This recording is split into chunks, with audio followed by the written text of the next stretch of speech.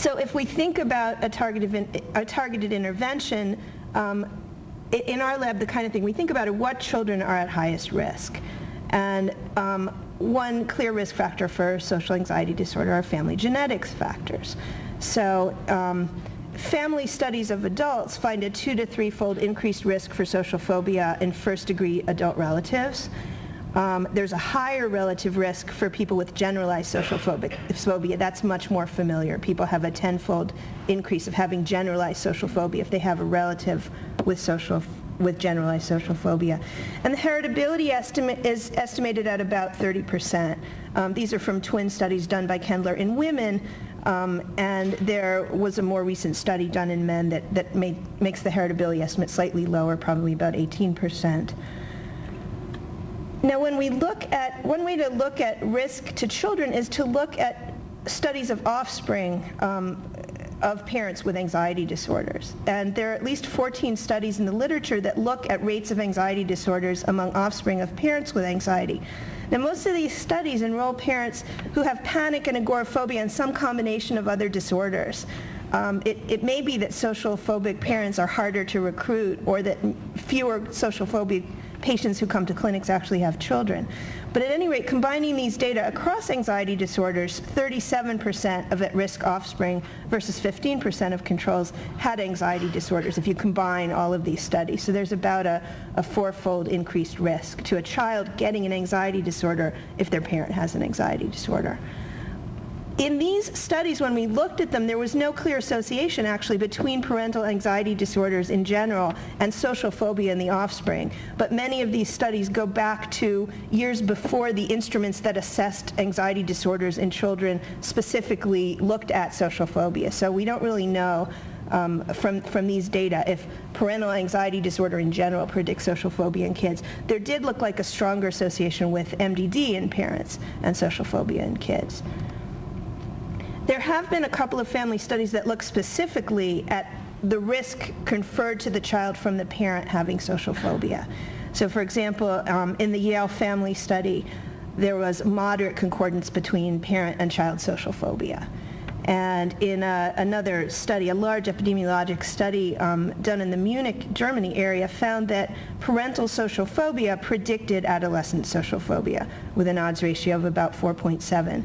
Now, it wasn't a specific prediction. It was the highest risk factor that they could find, but they did find that parental anxiety disorder and parental depression and parental alcohol use also predicted social phobia in the adolescent offspring.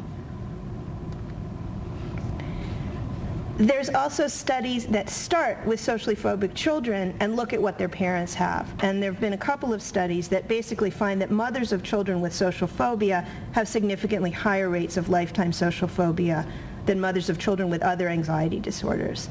But again, those mothers also have other kinds of anxiety disorders like specific phobia and GAD. And that study under-enrolled fathers, so they couldn't really tell whether the fathers had an increased risk. But the second study here was done by Phil Kendall's group, and it found, they did actually get fathers in, and they really found an association between social phobia in children and social phobia in mothers, but not fathers. So what I want to do now is to talk to you about our longitudinal study of children at risk for anxiety disorders. And this is the study that we have that I'm a co-investigator on. The PI has always been Jerry Rosenbaum. This is a study that we've been conducting at our center for about 15 years. And it's a study of offspring of parents with panic disorder and depression, and contrast group of offspring of parents with without any mood or major anxiety disorders. So just to give you a sense, I'm going to see if I can find a pointer. Yeah, this slide basically shows what we have going on in our high-risk program, but everything, it didn't work, but everything that is outlined in this yellow line is this study that I'm talking about. So it was first, recruitment began in the early to mid-90s. And we recruited 231 families, and we wanted to have parents with panic. We wanted to have a contrast group of parents with depression and a healthy contrast group of parents without panic or depression. And they all had to have a child within age range to be assessed temperamentally by Jerry Kagan in his lab, and he had good protocols to assess kids for behavioral inhibition who were between the ages of 2 and 6. So all of these families had a child between 2 and 6, and in fact there were 284 of them that were assessed for temperament at baseline. In that same 5-year grant cycle, whenever a child turned 5, or with older siblings who were already 5 and older, we did diagnostic assessments by interviewing the mothers about the children's symptoms. So we have diagnostic data from that wave on 312 children. Then we followed up the sample 5 years later. It looks like the sample grew. What really happened is children came into age to be assessed. There was a little bit of attrition, but there were also young kids who grew old enough to be assessed, so we have 319 people in that wave. And we're currently doing a 10-year follow-up, but data from the 10-year follow-up isn't ready. Sorry, the slides keep jumping. On top of that, we also have a number of other studies that are going on in the lab. Jordan Smoller's collecting DNA and looking for candidate genes from the sample. Carl Schwartz is doing fMRI. We have a pilot study doing spectroscopy. And as an offshoot of this study, we developed this early intervention. And so the things that are shaded in purple are the things I'm going to focus on today. We also have subsequently started longitudinal studies of kids at risk for other disorders that are also going on. So the participants in this study, as I said, were offspring of parents with panic, but we wanted to recruit people who had clinically significant panic. So we were recruiting from patients presenting to clinics, to our clinic at to the adult clinic at MGH, or to other clinics in the area, or people who answered ads saying that they had been treated for panic. And when you get people treated clinically for panic disorder, they very often have comorbid depression.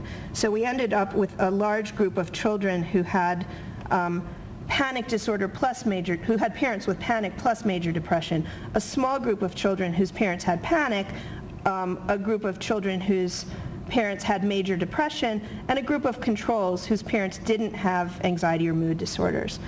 The children's mean age at the temperamental assessment time was 4. Their mean age at the first diagnostic wave was 6.8. Their mean age at wave, the 5-year follow-up was 10.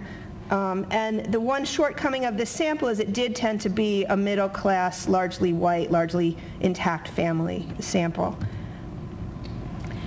The parents' diagnoses were confirmed with structured clinical interviews. The children were assessed with structured diagnostic interviews with their mothers. And when they got older, when children were 12 or older, they were also interviewed directly, and we combined data from both interviews. So this shows the data from the first diagnostic wave. And what I'm showing here, it shows you the rates of anxiety disorders of some anxiety disorders in the children at the first wave. And what you can see is that panic disorder with or without depression seems to predict having multiple anxiety disorders in the child. It also specifically predicts panic disorder and agoraphobia, which goes with panic disorder. But when you look at social phobia, what seems like it's predicting it is parental major depression, because social phobia is elevated in the group with panic, with depression, and depression. So it looks like the link is from parental depression to child social phobia. At the 5-year follow-up, the social phobia is actually highest in the group of offspring of parents with both disorders. And we did an analysis to see what's really accounting for the social phobia in the children. And so we looked at independently predicting it with panic disorder, with major depression, and the gold bar is parental social phobia. And what's really accounting for the social phobia in these children is social phobia in the parents.